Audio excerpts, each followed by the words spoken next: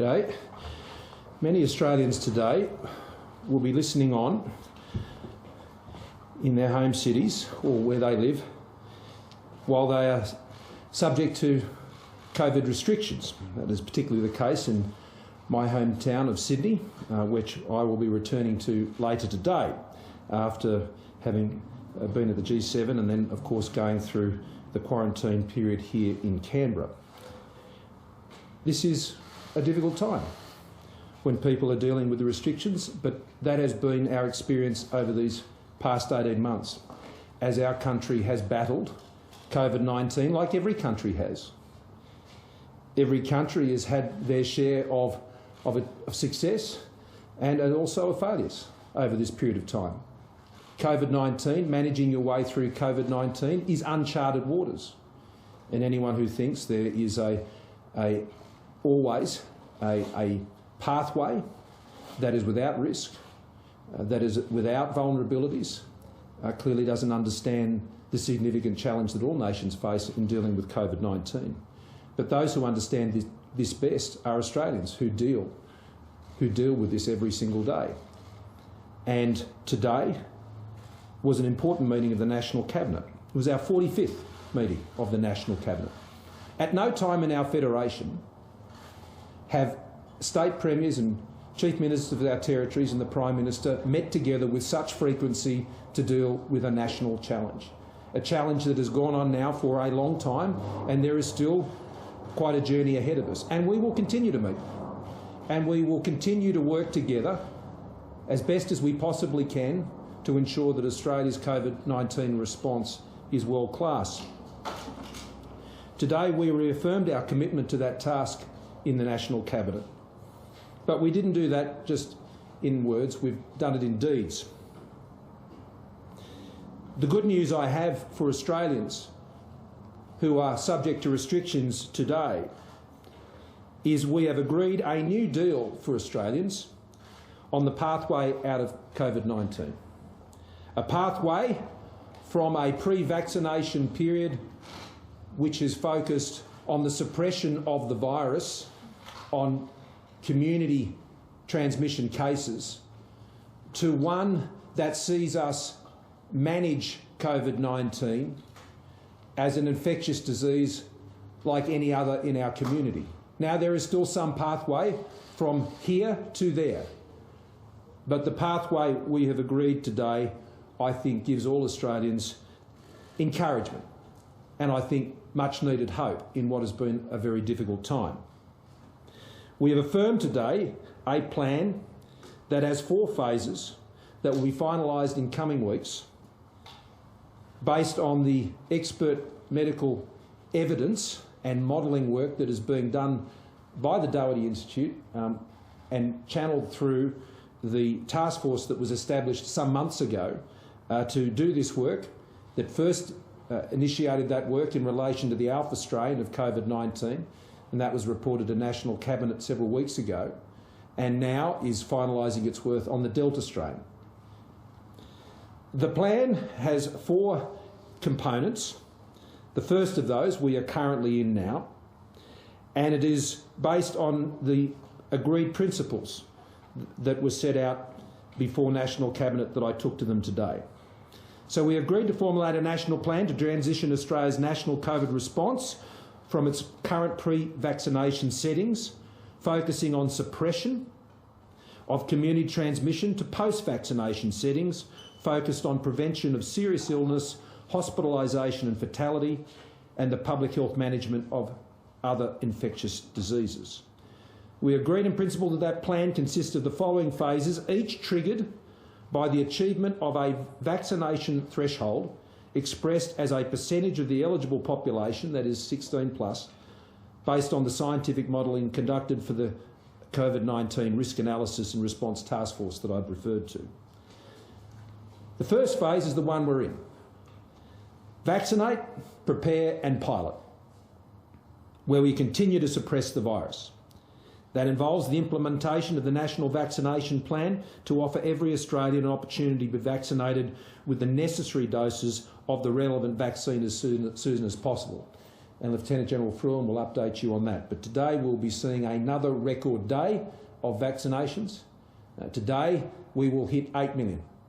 8 million doses administered, and that means 1 million doses in just 8 days. In the month of June, we hit almost 3.5 million doses. Purely achieving that rate of vaccination between now and the end of the year, with the additional supplies that we are expecting over the course of this year, we believe will put us in that position by the end of this year. To temporarily reduce commercial inbound passenger arrivals to all major ports by 50% from current caps to reduce the pressure on quarantine facilities due to the increased risks of the Delta strain of the virus. Now, while the reduction of those caps will certainly, right across the system, obviously take some pressure off, as we have observed over the course of these past 18 months, that alone does not provide any fail-safe regarding any potential breaches. We've seen breaches occur predominantly as a result of infection control procedures and human error and so on. Those issues need to continue to be strengthened. So simply reducing the caps doesn't necessarily provide a fail-safe, but because of the particular virulency of the Delta strain, it is believed that that is a prudent action while we remain in this suppression phase of the virus. Lockdowns in the current phase to be only used as a last resort was agreed today. The Commonwealth will facilitate increased commercial flights. Those are those facilitated commercial flights that we have been running to increase international repatriations during this period of reduced caps at the commercial caps at the major airports, and they will be channelled into Darwin for quarantine at the National Resilience Facility at Howard Springs. So where we will lose some capacity for inbound flights of those coming back through commercial flights, the Commonwealth will directly seek to mitigate that by upping, wherever possible, those commercially facilitated flights that the Commonwealth is pursuing. Now, I would note in recent days and weeks that we have seen demand for those facilitated flights run by the Commonwealth having actually dipped. And so those flights we've been bringing in have not been full because there hasn't been the demand to take those up. Now, I suspect that will change now with the commercial flight restrictions. Then we will see that supply being fully taken up, and we will be enhancing that, increasing that from major ports to ensure that we can keep the pace of bringing Australians home. We will also extend the International Freight Subsidy Scheme to ensure maintenance of essential freight supply lines by air impacted by the reduction of commercial caps at international airports. As I stressed today, reducing the caps of commercial flights will come at a cost to the Commonwealth Government. So this is not a costless exercise. Medicines, vaccines come in by plane. Essential freight comes in by plane. So the Commonwealth's decision to support this reduction in those commercial caps comes at a fiscal cost to Commonwealth taxpayers. But we agree that it is an important part of managing this most virulent strain during the course of this suppression phase. Over the course of the current phase we are in, that we will trial and pilot with individual jurisdictions the introduction of alternative quarantine options, including home quarantine for returning vaccinated travellers. The work that we have already done, and Professor Kelly may want to add to this, shows that a vaccinated person doing quarantine for 7 days is stronger than an unvaccinated person doing quarantine for 14 days. So there's clear medical evidence to suggest that vaccination means that shorter periods of quarantine is possible without any compromise of the health and safety standards that is currently delivered by a 14-day quarantine for unvaccinated persons. So getting vaccinated actually clearly helps, and the medical evidence backs that up, particularly for quarantine. South Australia has indicated that they will be seeking to work with the Commonwealth, having the necessary digital applications to support that. It would be a very small-scale trial, but we want to make sure that before it goes to any scaled-up use, that we have worked through that, and this will be a very transparent exercise with other states and territories. We will continue to expand the commercial trials for limited entry of student economic visa holders. A number of states are doing that, and so we will recognise and adopt the Commonwealth's existing digital Medicare vaccination certificate that is automatically generated for every vaccination and registered on the air.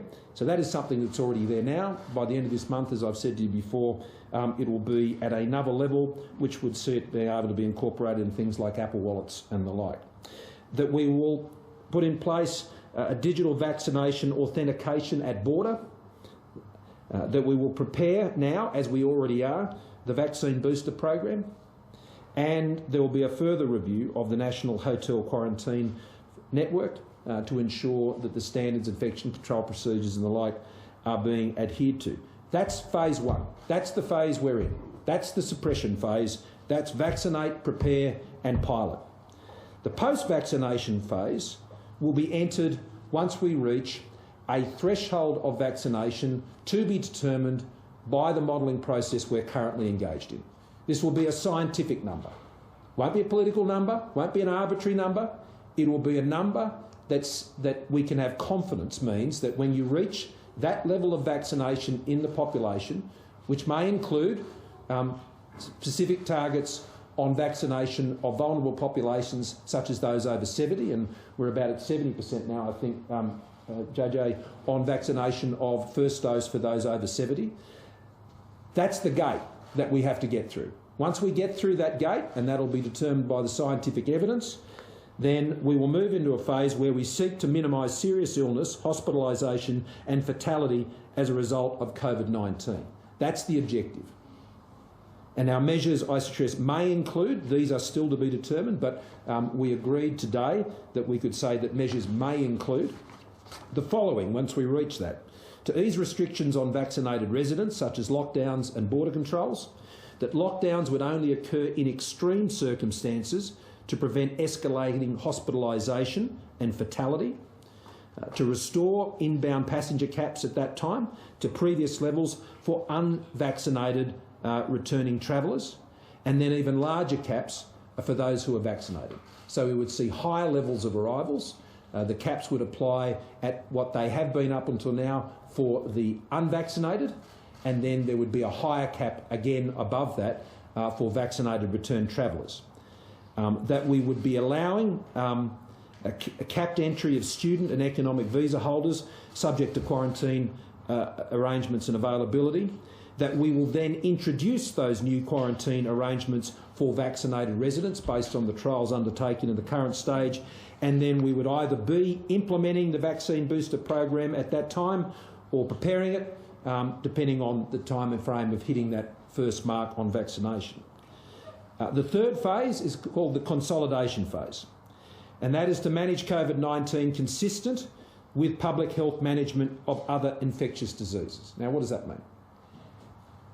It's likely we may be in that position in phase 2, but in phase 3, that basically means that the hospitalisation and fatality rates that you'd see from COVID-19 would be like the flu, or arguably better. And we're already seeing evidence of that in other jurisdictions that have higher levels of vaccination.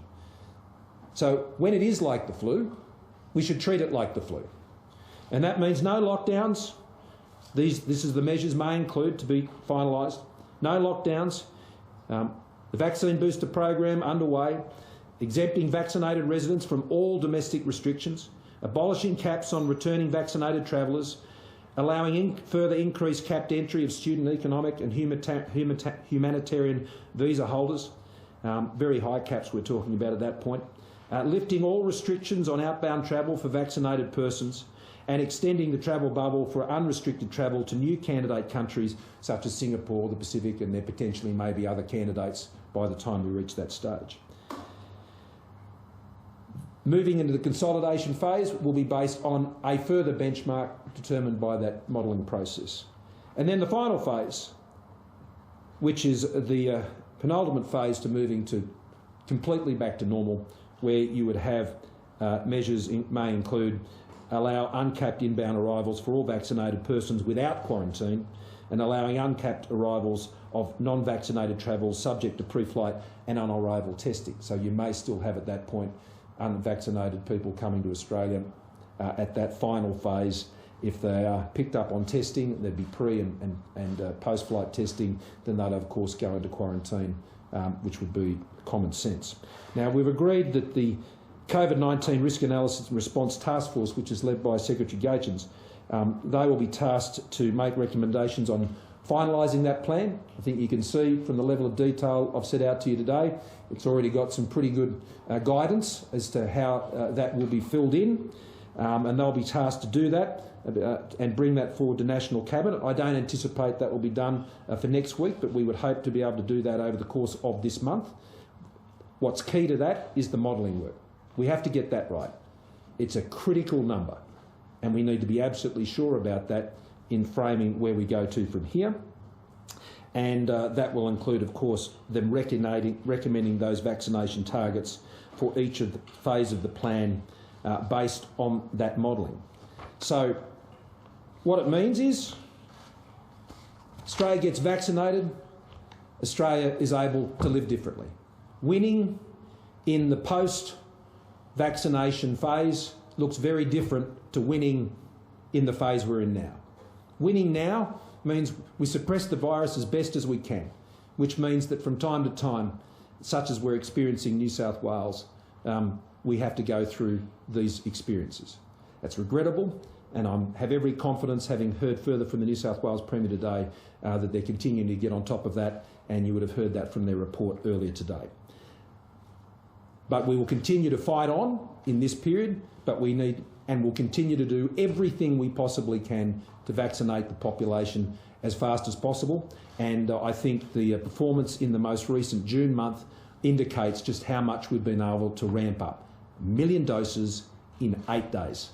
3.5 million doses or thereabouts in 1 month. We keep that pace up and we'll get this done, Australia. And we get this done, Australia, and you can see what's on the other side. We've made it very clear today what's on the other side. You get vaccinated and we get there, and this all changes. In other items, which I'll report very briefly on, I briefed National Cabinet today that the Commonwealth has agreed this week, took that through the Expenditure Review Committee this week, extending out for a further 12 months the National Partnership Agreement on the COVID response, which is the cost sharing of expenses relating to health costs in the states and territories on managing the COVID-19 pandemic. I note that those costs today, the Commonwealth has provided to the states and territories $5.765 billion. So let there be no suggestion that the Commonwealth is not sharing the load here. We're more than sharing the load, particularly when you add in what we're doing on the economic side of the equation. So we will continue that out for a further 12 months. We anticipate that will cost some $752 million over the course of this next 12 months from the Commonwealth's perspective. We also had the opportunity to meet with the Commissioner of the Border Force. We were able to work through what the international arrivals and departures figures were, noting in particular that in the month of June, 83.9% of international arrivals to Australia were returning Australians, 83.9%, and we were able to go through a lot more of the detail of the way that Border Force administers the exemptions both on inbound and outbound, and set up a process with the First Secretaries for states and territories to be more continually informed of the facts on those issues to enable them to have that confidence.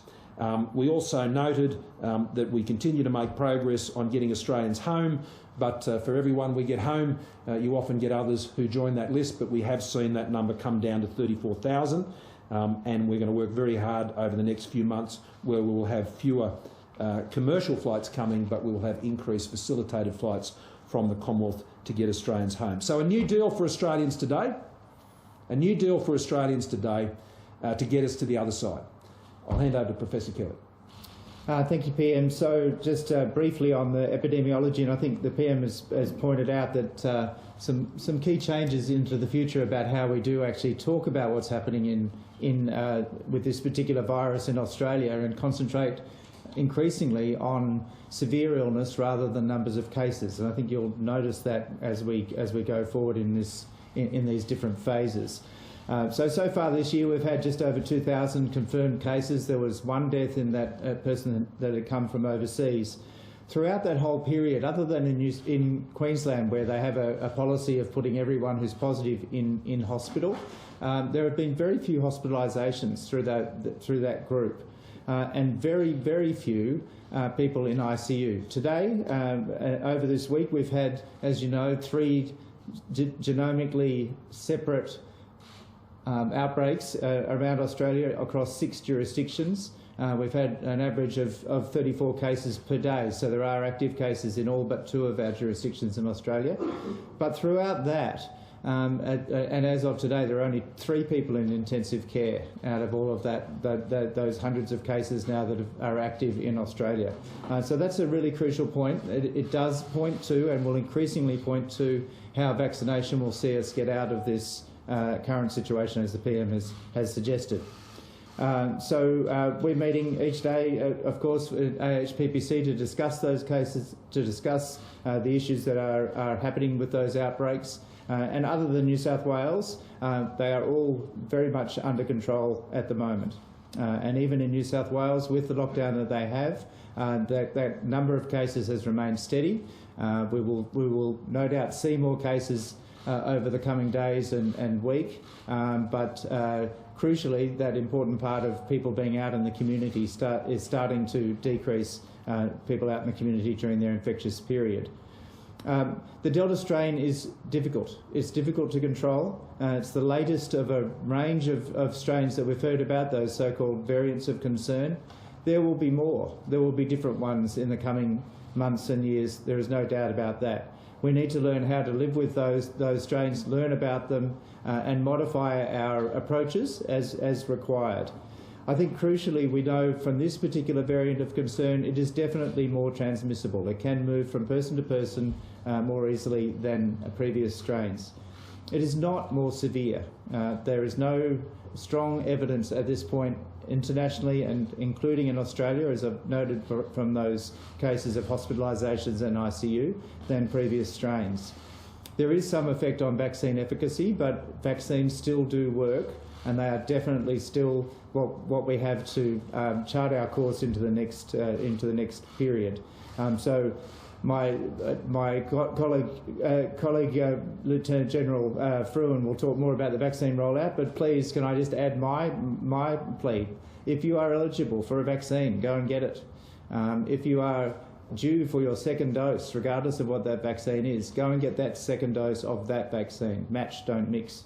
And for those of you that are hesitant, go and talk to your GPs about the vaccine and line up and get that vaccine. The other thing I would say, at this time, it's really important, and particularly in New South Wales, but everywhere around the country, I've heard anecdotal reports of people soldiering on, as we often get in winter, with symptoms of respiratory illness.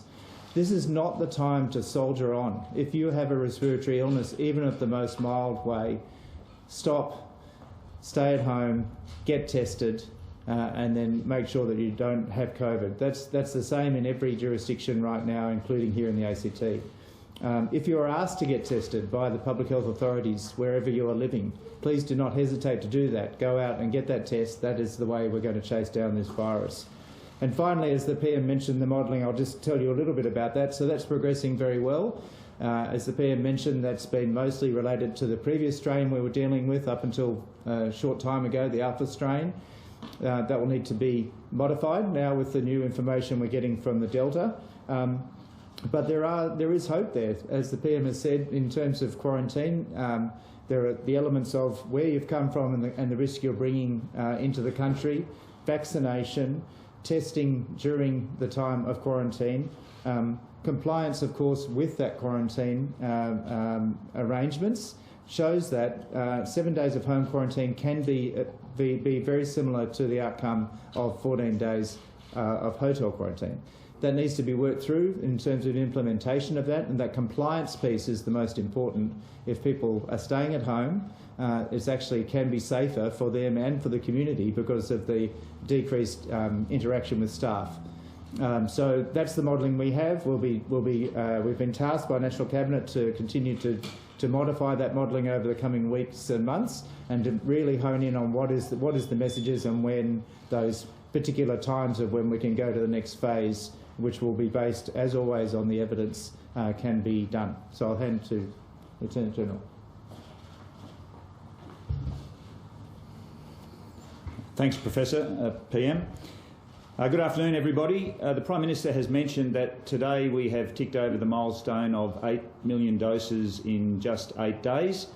You might recall that the last million took 9 days, the last million took 10 days prior to that. Through July, we anticipate increasing supplies of vaccines. We will also be opening additional distribution nodes for the vaccines. Up to 1,300 additional GPs will come online through July.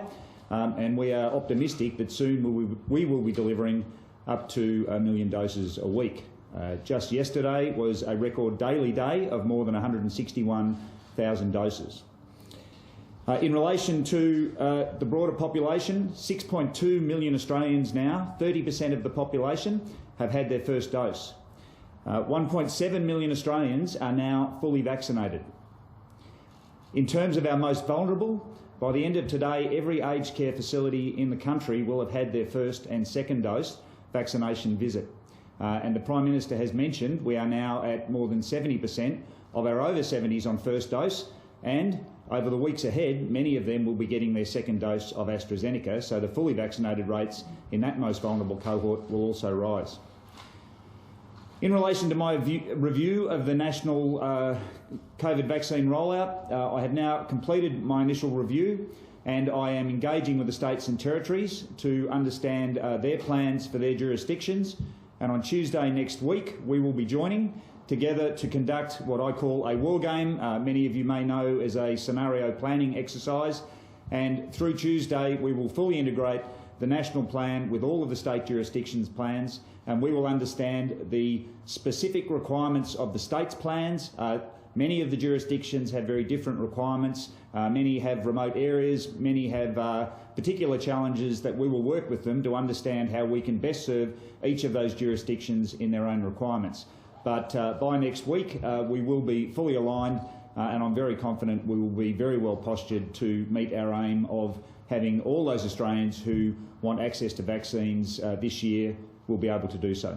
Thank you, PM. Thank you. So, just hang on a second. Just to add to something I said before, in terms of those caps, we will be reducing those caps by the 14th of July. In some states that may occur a bit earlier than that, but as you'd imagine, we want to try and minimise the disruption to people with already planned flights and things like that over the next couple of weeks, but our target is to have that done by the 14th of July. On those caps, do you concede that the increase in, that you're talking about, the facilitated flights that the federal government is arranging, the increase in capacity from those will be a drop in the ocean compared to the reduction in the caps? And secondly, do you regret the looseness of your language on Monday night about AstraZeneca access for under 40s? Well, on the first point, no, I don't think it'll be a drop in the ocean. As I indicated before, we have had a dip in demand on the facilitated commercial flights, so there's already additional capacity on the flights we had planned. And we also have additional capacity, spare capacity at Howard Springs, which has a capacity of 2,000. And so that gives us, I think, quite an opportunity to ramp that up in the weeks ahead. So it obviously can't fully ameliorate the impact of the reduction of 50%, particularly out of Sydney. And I just want to thank the New South Wales government. The New South Wales government has carried half the load and more of returning Australians. They have done a phenomenal job in doing that. And I know it's with some regret today, the New South Wales Premier has agreed that across the country, as a national agreement, we have decided to do this.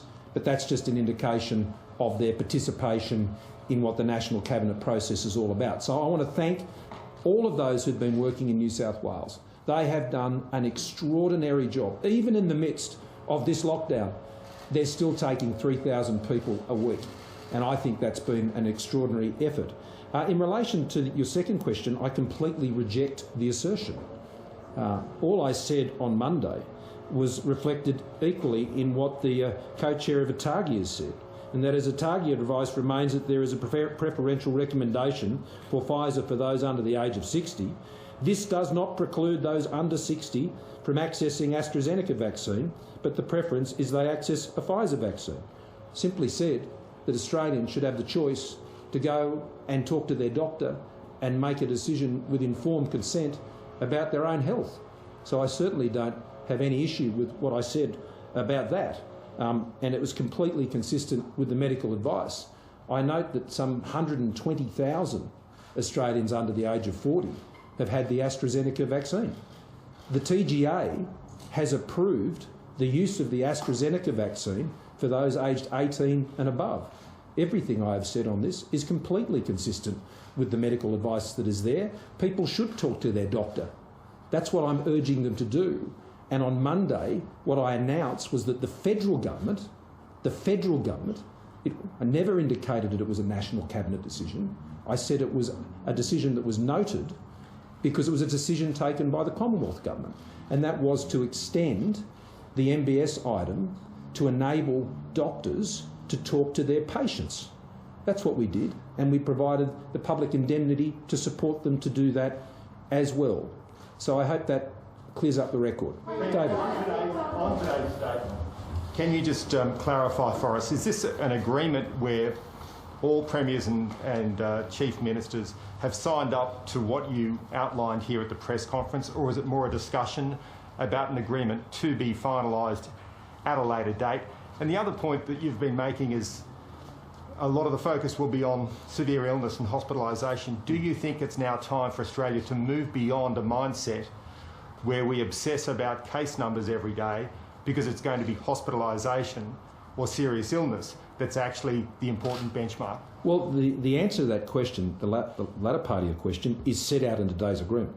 Because what we've said in today's agreement is that we have 4 phases. The second phase says that we focus on seeking to minimise serious illness, hospitalisation and fatality as a result of COVID-19. Now, when you have reached that threshold level of vaccination, that is exactly what you can do. Until you've reached that level, then obviously you need to seek to suppress the virus as best you can with community transmission because you have vulnerable elements of your population. So the right time to make that switch, which we have agreed today, is when you move to that next phase. And that only intensifies over time. And particularly, it may well be achievable in that second phase, but certainly I would think in the third phase, you have reduced the risk of COVID-19 to serious illness, hospitalisation and fatality to a level that is at or lesser than you would find with most other infectious diseases. So that is the right time to make that adjustment. What we've agreed today is that by achieving vaccination, we move from that arrangement we have now, where it's all about community case transmission, and we move to a new period because you have the protection in place of a threshold vaccinated population. And that's what we have to achieve. So a rough time frame, a goal of when you'd like to get to stage 4?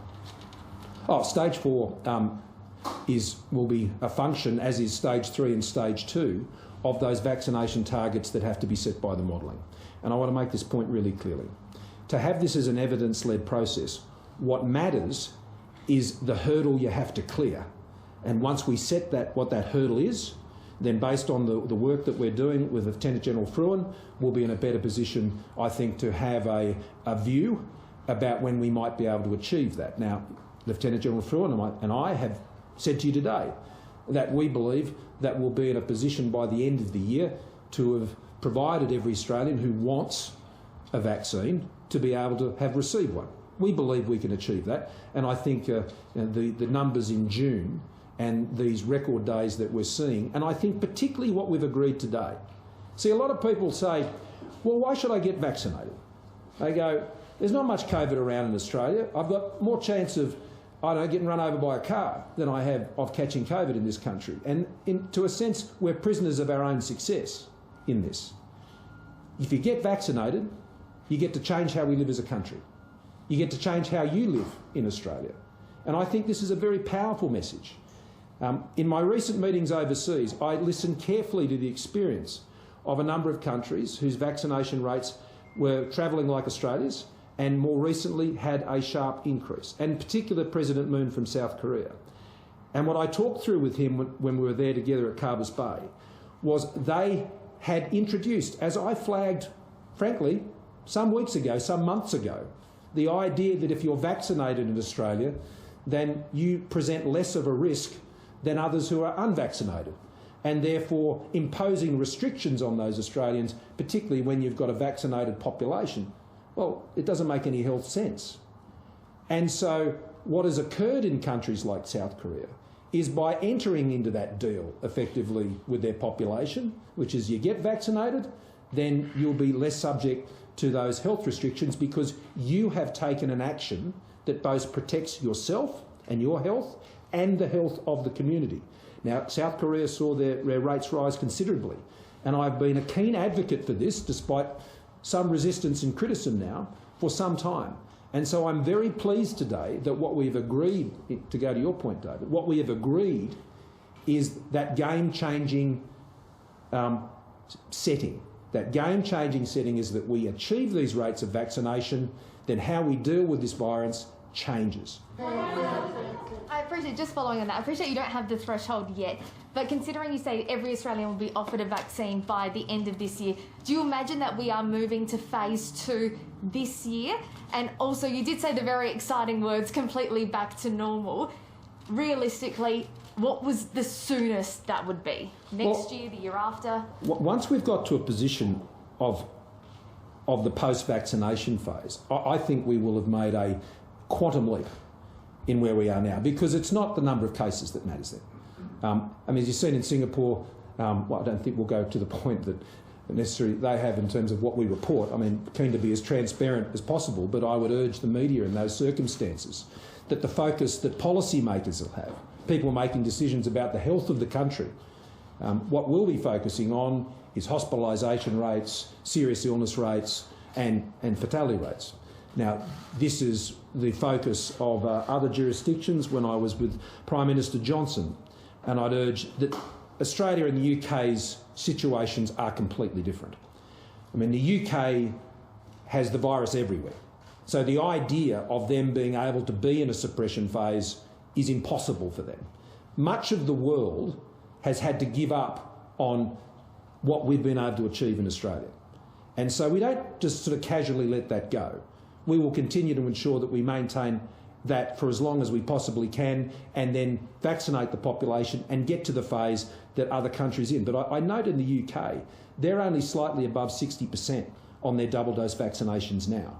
So getting to those higher levels is proving challenging. The United States still has a 5 in front of it when it comes to their vaccination rates. So those countries, and particularly the extension of the restrictions that Prime Minister Johnson announced on the very day I was with him to announce the free trade agreement, in principle agreement, that was driven by them noting an increase in hospitalisations and serious illness. It wasn't driven by the case numbers. As you know, the case numbers in the UK are in the tens of thousands. The issue going forward when you're dealing with a vaccinated population is hospitalisations and serious illness. Yeah. Time frame. Sorry. Well, going to on the latter time frame, well, as I said, we believe we'll be in a position by the end of this year to have offered everyone a vaccine that seeks to have one. So if Australians respond to that, then I believe that we'll be in a position to meet a particular target. At this stage, it's hard to give you a definitive answer because we haven't set what that target is. And so we will seek to do that, I would hope, over the course of the next month, and I think that will give us a better indication. But I would hope that we were living in that second phase next year. And, you know, if we get a really good response over the course of this next year, well, let's see how we go, Australia. Yeah. Going to that point, Prime Minister... I'll come round. Going to that point that we'll be in phase 2 by next year, does that mean... Possibly. Possibly by next year. Does that mean the cap on international arrivals will be at 50% until at least the start of next year. That's what this agreement says today. And now, if medical advice changes between now and then, if medical advice suggests that we can alter that, well, of course, the National Cabinet has always been receptive to that advice, and we'll continue to monitor that. We wouldn't want to keep those caps in place any longer than we had to. But I would note, as the New South Wales Premier did today, that scaling this down to that level and then scaling it up again, that would have some logistical challenges. But we'll continue to listen to the advice, but that's why we will continue to ramp up what we're doing. I should note that you already know that we've come to our agreement with the Victorian government to develop those facilities in Melbourne. I spoke to the Premier last night, and we are both very keen to see the time frame for that being achieved brought forward as much as possible. We've come to an agreement with both Queensland and Western Australia to be developing the joint feasibilities on the sites we've suggested to them in Brisbane and in Perth, so we look forward to that progressing as quickly as possible. Prime Minister, when do you anticipate that Australians will be, under this four-phase arrangement, will be able to travel overseas without needing an exemption? And what do you say to those who will be ultimately left overseas because of this reduction in caps until next year, given the Commonwealth can't make up those numbers that have been split in half? Well, we are going to do our best to make up those numbers, and we're going to do everything we can, as we have been now. And over the course, of this pandemic, we have been able to bring some 498,000 Australians home over the course of the last 18 months. And we've brought home 21,000 specifically on 144 government flights. And by expanding the facility at Howard Springs, which came into effect last month, and in May in fact, that gives us the capacity to further support those commercially facilitated flights. Now, on the other matters that you've raised, well, they're set out on the plan, and that's subject to each of those thresholds. And when those thresholds are achieved, then that's when that'll occur. On the vaccine rollout, last year in November, Greg Hunt said, our strategy puts Australia at the front of the queue. That same day, you said Australia was at the front of the pack when it comes to vaccines. Do you accept that the government provided Australians with false hope when it comes to vaccines? You've spoken about giving Australians hope today.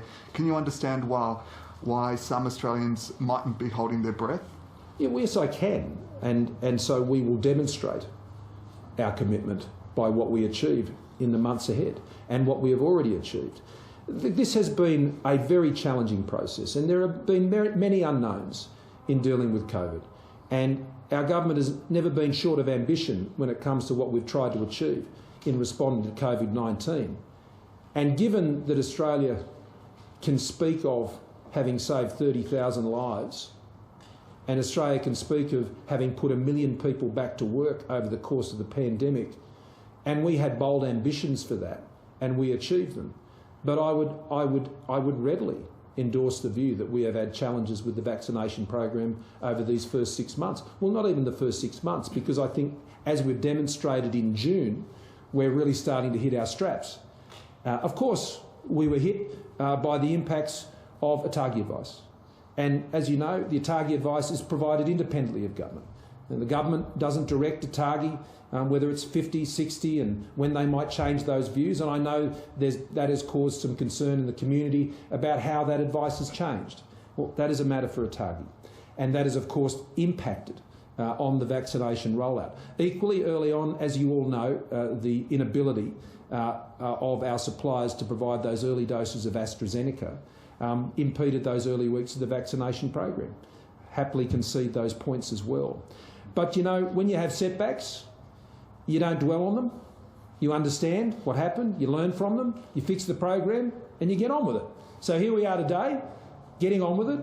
3.5 million doses in June, 1 million doses in 8 days. That number keeps coming down.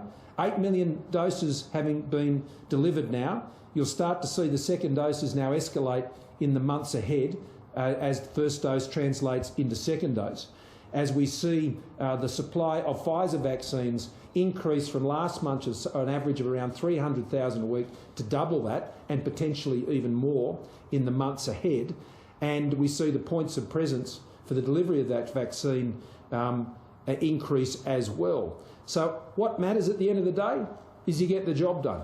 And where we've had setbacks, we're overcoming them and we're getting on with it. You mentioned in this phase that lockdowns will be used as a last resort. Does that also apply to state border closures? What are the parameters around that? Does that mean, like, would a Premier be able to shut down a state, lock down a state on the basis of a handful of cases? And secondly, with your reshuffle, what message does it send that the resources portfolio, the nation's biggest export earner, is no longer represented directly in cabinet? Well, let me deal with the first question because we're largely dealing with COVID matters today. Just remind me again. That's set out very clearly here in the document. And this is a national agreement. And it is a national agreement to go from where we have been up until now to a new place. And in the new place where you're vaccinated to those thresholds, then, as it says in stage 2, that is the one we would hope to achieve next, that lockdown should only occur in extreme circumstances. This is what it may include, this has to be finalised, to prevent escalating hospitalisation and fatality. And that restrictions would be eased on vaccinated residents in those circumstances. So yes, that does, of course, that would involve things like internal borders and things of that nature. So we'll work through that. But the idea of having a border restriction, and you know my views on those, and the idea of having lockdowns is based on the premise that community transmission would lead to serious illness, hospitalisation and fatality. So if you've got the vaccination in place, what's the point? What's the point? And that's the mindset change that we've agreed today. Our mindset on managing COVID-19 has to change once you move from pre-vaccination to post-vaccination. That's the deal for Australians. Well, look, on resources, under our coalition, I always respect the recommendations made of the Leader of the Nationals, and I think we've had a very seamless transition over the course of this past fortnight. And later this afternoon, I'll be swearing in the new members to the Ministry and the Cabinet as recommended by the Leader of the Nationals, Barnaby Joyce. So it is for him to make those recommendations. But I can assure you that people in the resources industry are in no doubt about the difference between the government and the opposition when it comes to the resources industry in this country. We have legislation in the Parliament to cut red tape to get new projects approved. We're voting for it, Labor's voting against it.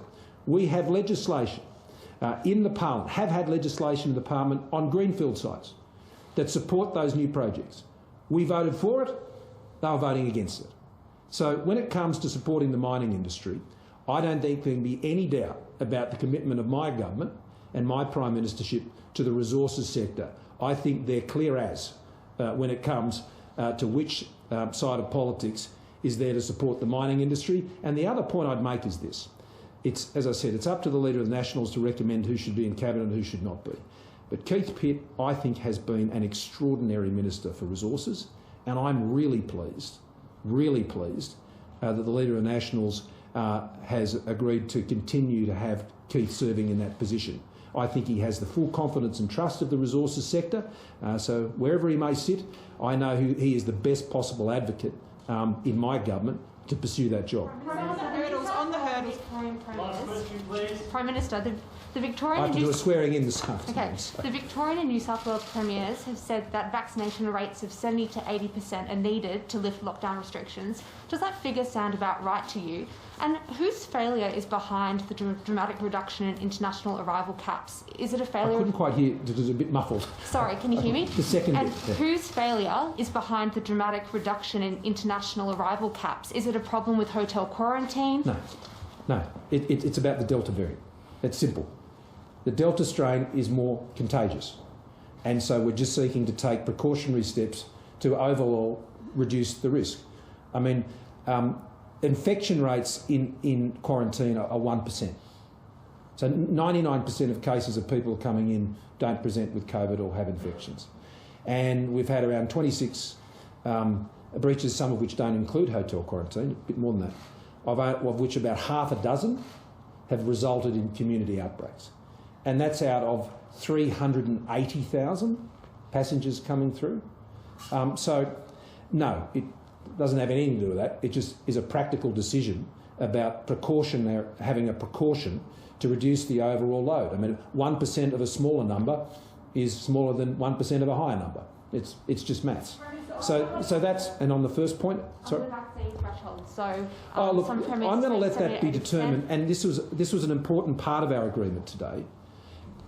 The thresholds that need to be set are not going to be set by political deals and decisions, or what people think, or what people might opine on. And there'll be plenty of people who have an opinion on it. I suspect there's quite a few here. I'm sure there's plenty of inside who've got an opinion, and you go down to the pub this afternoon, there'll be a few opinions on that, if you can. What's Professor Kelly's opinion? Well, this is the point. Professor Kelly is doing the work with the Doherty Institute to answer that question. And so that's what we're doing. And so when we get the answer to that question from the work done by one of the world's leading agencies like the Doherty Institute, then that's what it'll be based on. It won't be based on people's opinions or their politics. It'll be based on that scientific evidence that will say to me as Prime Minister, will say to the Chief Medical Officer, Lieutenant General Thruin, the Premiers and the Health Ministers, federal and state, that when you hit that mark, we have a high level of confidence that you can move into this next phase. You don't lightly move into this next phase, let me be clear. You don't lightly start changing these settings and move from seeking to suppress community cases to moving into the phase where you were focused on hospitalisations and illness, particularly in a country like Australia, which has been so successful. You don't do that lightly. You do it on the basis of the best possible work and advice we can get. We'll get that in the next few weeks. We'll be able to put those threshold marks against each of those phases of the plan. But the good news is there's a new deal for Australians, and we look forward to working with Australians over the course of the next 6 months to realise the benefits of that deal for those Australians and their everyday lives. But to everybody in Sydney at the moment and other parts of the country that are affected by these restrictions, so I'll be going back into those in Sydney to see my family. I haven't seen them for about a month, and joining them there. But to all of us, we will get through this. What the National Cabinet has demonstrated today, from time to time we'll have a disagreement. It's always talked up before any meetings, but you know what? We get in the room and we get it done. Thanks very much, everyone.